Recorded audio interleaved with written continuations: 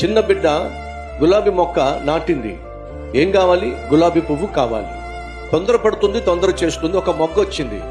ఆ మొగ్గను కొంచెం కొంచెంగా విచ్చుకుంటున్న సమయంలో స్మెల్ రాదు. స్మెల్ ఎప్పుడు వస్తుందో చెప్పండి.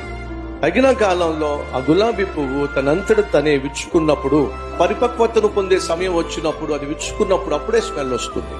తొందరపడి తన చేతుల్లోకి తీసేసుకున్న చిన్నపిల్ల ఆ మొగ్గను విడిచే ప్రయత్నం చేసినట్లయితే కొంచెంగా ఆకారం కనిపించొచ్చేమో గానీ అనుభవించాల్సినటువంటి ఆనందం గానీ సువాసన గానీ ఆ బిడ్డ పొందుకోలేదు. సహోదరి సహోదరులు, అదే రీతిగా మన జీవితంలో దేవుడు మనకు వాగ్దానం చేసినప్పుడు, దేవుడు ఉద్యోగాన్ని ఇస్తానన్నప్పుడు, గర్భఫలాన్ని ఇస్తానన్నప్పుడు, సొంతంగా గృహాన్ని ఇస్తానన్నప్పుడు, సేవలో బలంగా వాడుకుంటానని చెప్పినప్పుడు, ఏ ప్రార్థన అయితే నువ్వు చేస్తున్నావో ఆ ప్రార్థనకు సమాధానం సమృద్ధిగా ఇస్తానని దేవుడు వాగ్దానం చేసినప్పుడు, మనం చేసేటటువంటి తొందర ఏమిటంటే, మనం అనుకున్న సమయంలో, మనం పెట్టుకున్నటువంటి టైం పీరియడ్ లో దేవుడు అద్భుతాలు చేసేసేయాలి, ఆశ్చర్యకార్యం జరిగించేసేసేయాలి, అంతేకాకుండా నీ కోరిక తీర్చేసేయాలి నువ్వు ఆశపడతావు. కానీ దయచేసి విను, నీవు అనుకున్న సమయంలో నీ కోరిక ఒకవేళ నువ్వు తీర్చుకోవాలి అని ఆశపడితే బహుశా అది పరిపక్వత కలిగిన సమయం కాకపోవచ్చు.